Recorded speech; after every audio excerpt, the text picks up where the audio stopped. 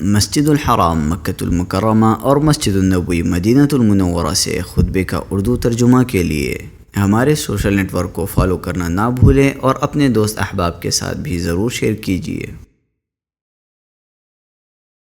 خطبہ جمعہ مسجد الحرام، تاریخ 11 ذوالقعدہ 1446 ہجری بمطابق 9 مئی 2025 عیسوی۔ موضوع: معاشرے میں امن و امان کی اہمیت۔ خطیب فضیلۃ الشیخ عبد الرحمن السدیس حفظہ اللہ، ترجمہ محمد اقبال یاسین۔ اے ہمارے رب، ہم تیری حمد بیان کرتے ہیں، تجھ سے مدد طلب کرتے ہیں، تیری بارگاہ میں توبہ کرتے اور تجھ سے مغفرت چاہتے ہیں، اور ہم تیری ہر اچھی تعریف کرتے ہیں۔ میں اس پاک ذات کی حمد کرتا ہوں جس نے ہمارے اندر امن کو مستحکم اور مضبوط کیا اور اپنے نور سے کائنات کو روشن کیا تو وہ جگمگا اٹھی۔ میں گواہی دیتا ہوں کہ ایک اللہ کے سوا کوئی معبود برحق نہیں، اس کا کوئی شریک نہیں۔ ایسی گواہی جس سے ہم بگاڑ کو دور کرتے ہیں، تاریکی کو روشن کرتے ہیں اور یقینی امن کی امید کرتے ہیں۔ اور میں گواہی دیتا ہوں کہ ہمارے نبی محمد اللہ کے بندے اور رسول ہیں، جنہوں نے واضح نور کی رہنمائی کی تو نور پھوٹ پڑا اور کائنات کو امن و امان سے مکمل بھر دیا۔ اللہ درود و سلام اور برکت نازل کرے آپ پر، آپ کے نرم دل آل و اصحاب پر، تابعین پر، ان لوگوں پر جو ان کی اچھی طرح پیروی کریں جب تک سورج نکلتا ڈوبتا رہے۔ اما بعد، اللہ کے بندو، اللہ کا کما حقہ تقوی اختیار کرو۔ بے شک سب سے بہتر وصیت مخلوقات کے پروردگار کی وصیت ہے، اور واقعی ہم نے ان لوگوں کو جو تم سے پہلے کتاب دیے گئے تھے اور تم کو بھی یہی حکم کیا ہے کہ اللہ سے ڈرتے رہو، خصوصاً اس وقت جب آپ اللہ کے حرمت والے مہینے میں جی رہے ہیں۔ اللہ نے فرمایا تم ان میں خود پر ظلم نہ کرو۔ اہل علم نے کہا یعنی گناہوں اور حرام کاموں سے۔ اور تم مومنوں، ایسے وقت میں جب کی تاریک فتنے بڑھ گئے ہیں، بھیانک آزمائشیں عام ہو گئی ہیں، واقعات کی تہوں گہرائیوں میں ایک وسیع، قدیم اور واضح مسئلہ جلوہ گر ہو رہا ہے جو محکم ضروریات اور مسلم اصولوں میں سے ہے، جو سماج تہذیبوں کی اہم ترین بنیادوں میں سے ہے۔ وہ مسئلہ، اللہ آپ کی حفاظت کرے، امن و امان، استحکام اور اطمینان کا مسئلہ ہے۔ دین تو اسی کا نام ہے کہ شعائر کو قائم کیا جائے اور ہمارے راستوں اور گھاٹیوں کو پر امن بنایا جائے۔ مسلمانوں، امن وہ پہلی دعا تھی جو رحمان کے خلیل ابراہیم علیہ السلام نے کی۔ انہوں نے کہا اے میرے رب، تو اس سے پر امن شہر بنا اور اس کے باشندوں کو پھلوں کا رزق عطا کر۔ یہاں امن کو رزق پر انہوں نے مقدم کیا، بلکہ انہوں نے اسے اپنی دوسری دعا میں توحید کے ساتھ ذکر کیا۔ اے میرے پروردگار، اس شہر کو امن و امان والا بنا دے اور مجھے اور میری اولاد کو بت پرستی سے پناہ دے۔ انہوں نے اپنی دعا میں دو عظیم امن کو جمع کر دیا، ایک نفسوں اور جسموں کی حفاظت کو شامل عام امن، دوسرا اعتقادی امن جس میں اللہ تعالیٰ کی خالص توحید کی پاسداری کی جائے۔ یہ اس ایمان کے مطالب میں سے ایک عظیم مطلب ہے جسے اسلامی شریعت لے کر آئی ہے۔ جب سے اس روشن شریعت کا سورج نمودار ہوا ہے، اس وقت سے وہ کائنات پر وسیع امن اور بھرپور امان کا سایہ کیے ہوئے ہے، جس کا بیان نہ کوئی لفظ کر سکتا ہے اور نہ جسے کوئی قلم یا انگلی تحریر کر سکتی ہے۔ امام ترمذی نے اپنی سنن میں روایت کیا ہے کہ نبی صلی اللہ علیہ وسلم نے فرمایا تم میں سے جو اپنی رہائش میں امن اور جسم کی عافیت کے ساتھ صبح کرے، اس کے پاس اس دن کی خوراک ہو تو گویا پوری دنیا اسے مل گئی۔ اللہ اکبر۔ اس جامع نفع بخش امن و امان کے مسئلہ کا یہ صحیح اسلامی تصور ہے۔ اسلام کی روشنی کے نمودار ہونے سے لے کر مخلوقات کے جمع کیے جانے تک یہی دونوں پہلو ایمان کے محافظ ہیں۔ اسلام نے اس طرح اس کی شان بلند کی ہے کہ وہ ایمان و توحید اور وسطیت و اعتدال کا پابند اور زندگی کے تمام معاملات میں افراط و تفریط سے دور رہا۔ ایمانی بھائیوں، وقت کے ان پریشان کن مسائل میں سے جنہوں نے انسانیت کو اپنی حدت کا نشانہ بنایا اور جن سے عالم اسلام اسلامی جھولس رہا ہے اور نقصان اٹھا رہا ہے۔ پے در پہ ہونے والی فکری جنگ اور سادہ لوح لوگوں کی ناپختہ عقلوں کی تحقیر ہے جو اسلامی شریعت سے ٹکراتی ہے اور سب سے بہتر مخلوق کے طریقے کے خلاف ہے۔ اس کے آثار بعض ناتجربہ کار نوجوانوں اور فریب خوردہ لوگوں کی عقلوں میں ہلچل مچائے ہوئے ہیں اور انہیں دھوکہ دے رہے ہیں۔ اس لیے امن کی اہم ترین قسموں میں سے فکری امن ہے، بلکہ وہ امن کا خلاصہ اور بنیاد ہے، کیونکہ قوموں، عظمتوں اور تہذیبوں کو ان کے فرزندوں کی عقلوں اور افکار پر تولا جاتا ہے، نہ کہ ان کے جسموں اور ڈھانچوں پر۔ شیخ الاسلام ابن تیمیہ رحمہ اللہ نے کہا، عقل سب سے بڑا مطلب اور سب سے نفع بخش حادثہ ہے۔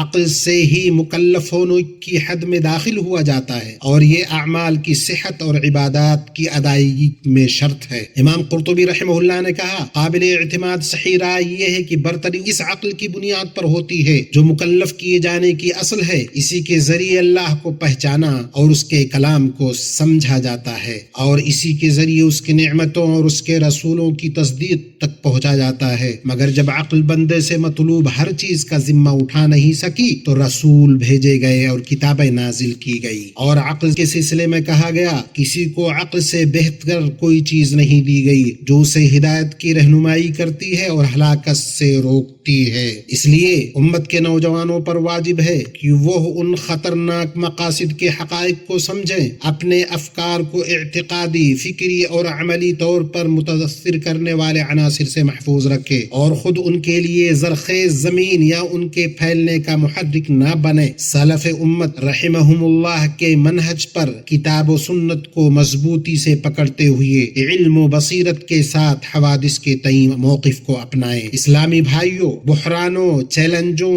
اختلافات اور تقسیمات کے سامنے سماج کا باہمی اتحاد اور استحکام، اس کے افراد و جماعات کی یکجہتی بصیرت اور عزائم والوں کا مقصد ہے، بلکہ وہ آسمان و زمین کے رب کی شریعت کی بنیادوں اور مقاصد میں سے ہے۔ یہ امن کی اہم ترین قسموں میں سے ایک دوسری قسم ہے اور وہ ہے سماجی امن۔ یہ اس بات پر توجہ دیتی ہے کہ بدلتے حالات اور واقعی یا ممکنہ خطرات کے سائے میں سماج اپنی بنیادی شناخت پر قائم رہے، وہ جرائم کا مقابلہ کرنے، مجرمانہ نیٹ ورکوں کی سرگرمیوں کو روک کر، انہیں توڑ کر، ان کا خاتمہ کر کے سماج کے امن اور سلامتی کو تقویت بہم پہنچانے کے لیے ایک ڈھال کا کردار ادا کرتا ہے۔ یہ امن ان جرائم پر توجہ مرکوز کرتا ہے جو ذاتی حقوق پر زیادتی کرتے ہیں یا شریعت و حکومت کی طرف سے معتبر بنیادی آزادیوں کو پامال کرتے ہیں، جیسے وطنوں اور سماجوں کے خلاف دہشت گردانہ جرائم یا کسی بھی شکل میں افراد کی عزت و آبرو کو لانگھنا، جیسے انسانوں کی تجارت اور مادی یا اخلاقی مقاصد کے لیے ان کا استحصال جو عام آداب کے منافی ہوں، منشیات اور عقل کو متاثر کرنے والے مواد کا استعمال کرنا، اور رہائش، عمل اور حدود کے نظاموں کی خلاف ورزی کرنا، جیسے چپکے سے گھس آنا، منفی کاموں میں پڑنا جیسے بھیک مانگنا، اور سوشل میڈیا کے جرائم جیسے بلیک میل کرنا اور بدنام کرنا۔ اسی طرح جھوٹے اور بناوٹی کلپس اور ان کے ذریعے پھیلائی گئی افواہ، بہتان تراشی اور افترا پردازی جو عقل مند اور سمجھدار سے مخفی نہیں ہے اور خود اعتماد داعی کو متزلزل نہیں کر سکتی ہے۔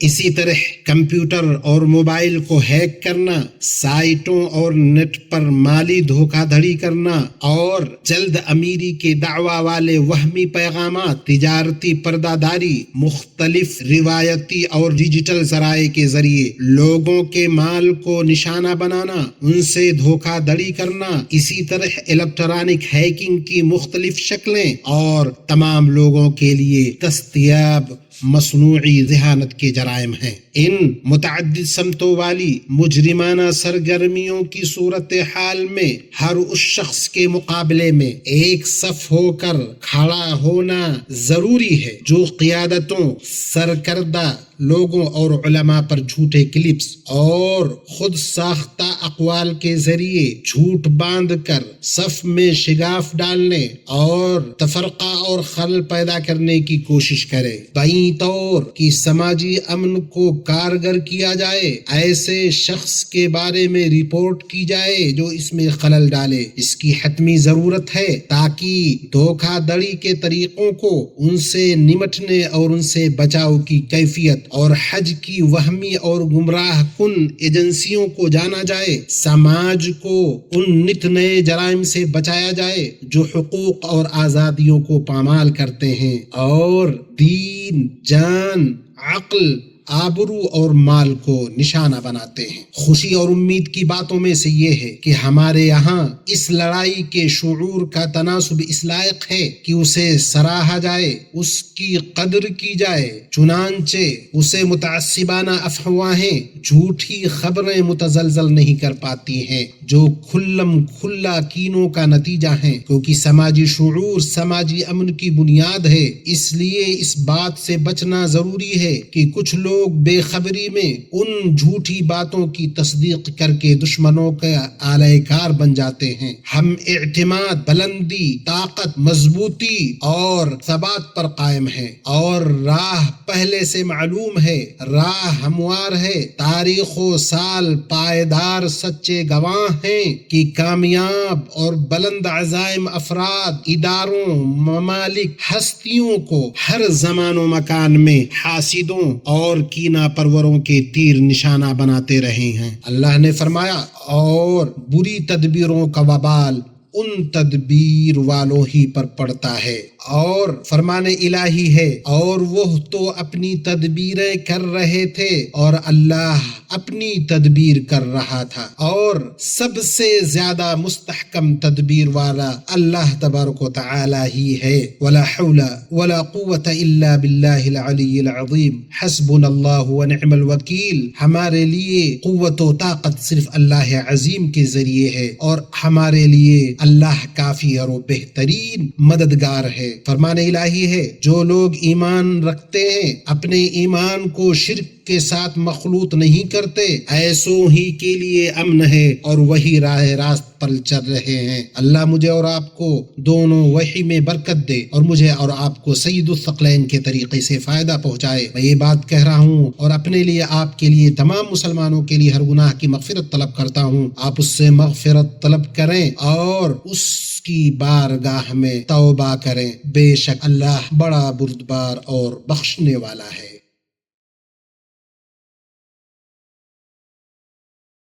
ہر قسم کی تعریف اللہ کے لیے ہے جو فضل و احسان والا ہے۔ میں گواہی دیتا ہوں کہ ایک اللہ کے سوا کوئی معبود برحق نہیں، اس کا کوئی شریک نہیں۔ اس نے ہمیں امن و امان کی بھرپور نوازشوں سے بہرہور کیا، اور میں گواہی دیتا ہوں کہ ہمارے نبی محمد اللہ کے بندے اور اس کے رسول ہیں۔ درود و سلام اور برکتیں نازل ہوں آپ پر، زمانوں کے سردار، آپ کے آل و اصحاب پر، اور جو ان کے بعد تا قیامت آئیں اور ان کا اچھی طرح اتباع کریں ان پر۔ اما بعد، اللہ کے بندو، اللہ کا کما حقہ تقوی اختیار کرو۔ بلا شبہ اس کا تقوی سب سے مضبوط دستاویز ہے، اسی سے افواہوں اور مشکلات سے نکلتے ہیں، اسی سے حقائق کے چہرے آشکار ہوتے ہیں۔ بابرکت مومنوں اور حجاج کرام، اللہ تعالی نے حرمین شریفین والے ملک کو امن و سلامتی سے نوازا ہے۔ اللہ نے فرمایا، کیا انہوں نے نہیں دیکھا کہ ہم نے حرم کو مقام امن بنایا ہے اور لوگ اس کے گرد و نواح سے اچک لیے جاتے ہیں؟ اور اللہ نے فرمایا، کیا ہم نے انہیں امن و امان اور حرمت والے حرم میں جگہ نہیں دی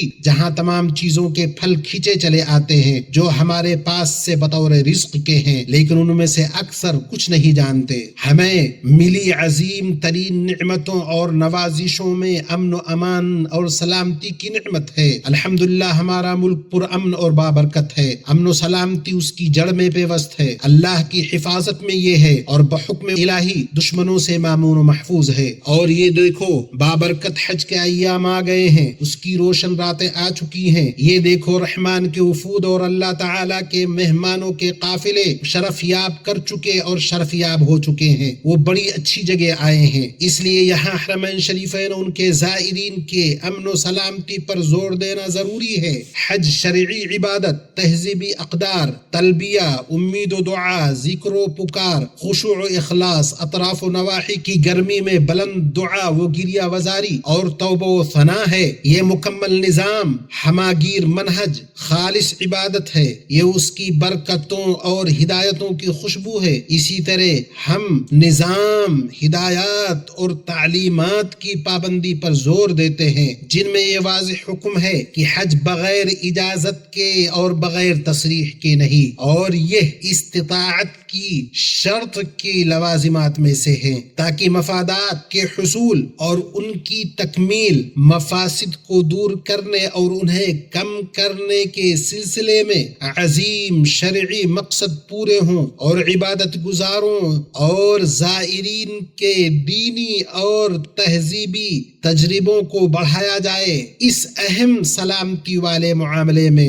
ضروری ہے کہ تمام شہری، مقیم اور مسلمان تعاون کریں۔ اللہ کے بندو، اللہ کے حرمت والے گھر کے حاجیوں، یہ عظیم اسلامی اجتماع ہمیں جن چیزوں کی یاد دلاتا ہے، ان میں خطرات اور چیلنجز کے مقابلے کے لیے اتحاد و اتفاق کی ضرورت ہے۔ بطور خاص معزز فلسطین کے ہمارے کمزور بھائی اور زخم خوردہ عزیزان کی مصیبتوں اور بابرکت مسجد اقصی کے لیے چنانچہ اپنی دعاؤں میں انہیں نہ بھولیں۔ اللہ سے گریہ وزاری کے ساتھ دعا کریں کہ اللہ ان پر نازل ہوئی مصیبت کو ختم کرے، اللہ انہیں اپنے اور ان کے دشمن پر غلبہ عطا کرے۔ اللہ تعالی ہماری امت اسلامیہ کو ظاہر و باطن تمام فتنوں کے شر سے محفوظ رکھے، ہم پر امن و امان اور استحکام و خوشحالی کی نعمت کو ہمیشہ باقی رکھے، وہی توفیق دینے،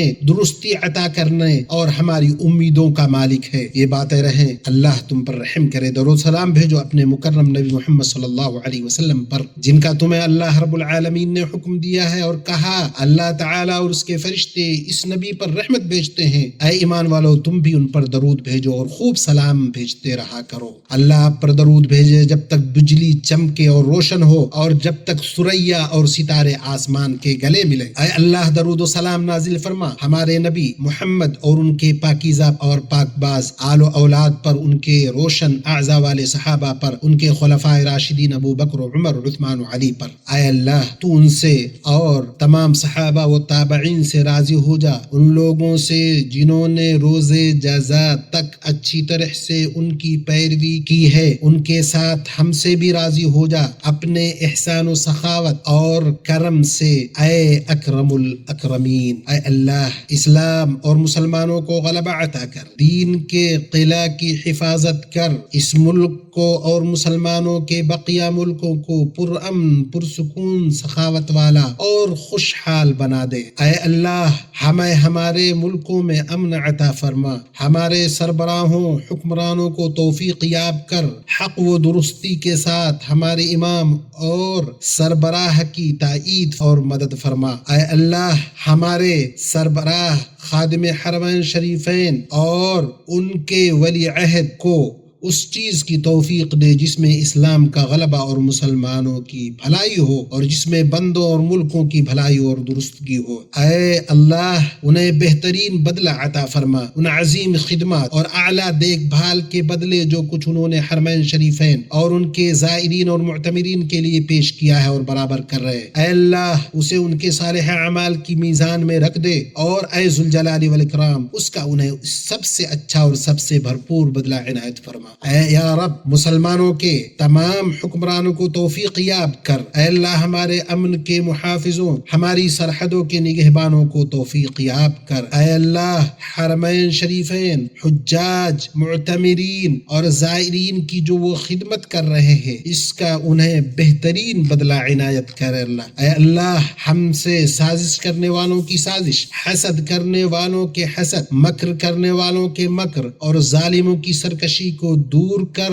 اے رب العالمین، اے اللہ امت کو کتاب و سنت پر متحد کر دے۔ اے نوازش اور فضل و احسان والے، اے اللہ تیرا لشکر شکست نہیں کھاتا، نہ تیرے وعدے کی خلاف ورزی ہوتی۔ تو ہر جگہ کے کمزور مسلمانوں کو نجات دے دے۔ فلسطین میں ہمارے بھائیوں کی مدد فرما، مسجد اقصی کو قیامت تک کے دن تک معزز اور بلند و بالا محفوظ کر دے۔ اے اللہ ان کے سرکش عقاب صہیونی دشمنوں کو تباہ کر دے، ان کی جماعت کو منتشر کر دے اور انہیں لوگوں کے لیے عبرت کا نشان بنا دے۔ اے اللہ ہمارے کمزور فلسطینی بھائیوں پر بلا کی رات طویل ہو گئی ہے، اے اللہ انہیں ایسی صبح کی بشارت دے جس میں ان کی مصیبتیں چھٹ جائیں، ان کے غم دور ہو جائے۔ اے اللہ ان کی کمزوری پر رحم کر، ان کی شکستگی کو جوڑ دے، ان کے معاملات کو تو اپنے ہاتھ میں لے لے، انہیں تو اپنے اور ان کے دشمنوں پر غلبہ دے۔ اے اللہ وہ پیدل ہیں انہیں سوار کر لے، وہ بھوکے ہیں انہیں کھلا، ننگے ہیں انہیں پہنا، مظلوم ہیں ان کی مدد کر۔ اے کمزوروں کو غلبہ دینے والے،